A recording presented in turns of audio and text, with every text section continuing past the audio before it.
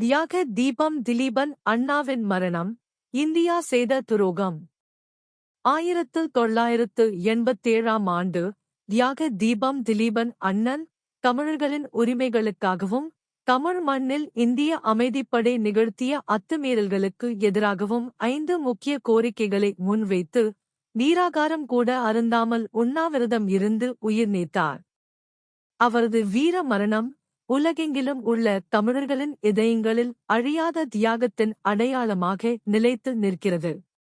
ஆனால், அவரது இறப்புக்கு நேரடியாக காரணமான இந்திய அரசின் துரோகத்தை நாம் ஒருபோதும் மறக்கக்கூடாது.